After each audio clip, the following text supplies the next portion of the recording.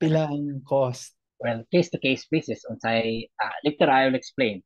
Now, naamatay petition, dapat before ta mo start sa atong process, kailangan ta kibaw ta unsay atong mga posibleng bayaran sa pag-file nato sa petition for recognition of foreign divorce. Okay. Now, first is the cost of documentation.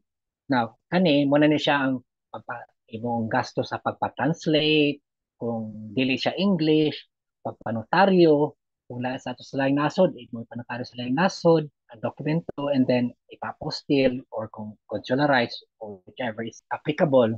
And then, so, but kaning part na cost is kung ano na siya, shoulder na siya sa client or kung kinsa imong file sa petition. By the way, katulad kong i-mention, cost of documentation, case-to-case basis, depende na kung sa kadaghan nimong dokumento na kwaon. Hopefully, wala kay mga problema, dali ra ang proseso. Kamay ra po kag bayaran. Now, legal fees, involved na dyan ang acceptance fee o appearance fee sa lawyers. The way you discuss that with your lawyer, depende na case-to-case na sa imong lawyer na makuha. Now, court filing fee, around 5,000 kung walay mga daghang kay properties involved, around 5,000 ang filing fee or legal fees. For the publication fee, on average 5,000 po.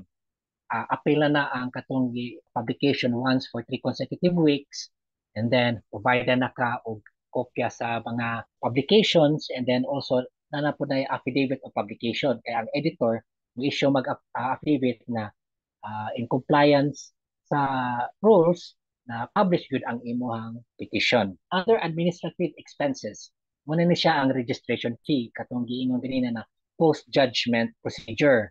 So, ang pa-annotate nimo sa decision ato dito sa imong certificate of marriage sa local civil register, and also na sila sa fee sa Philippine Statistics Office registration fees.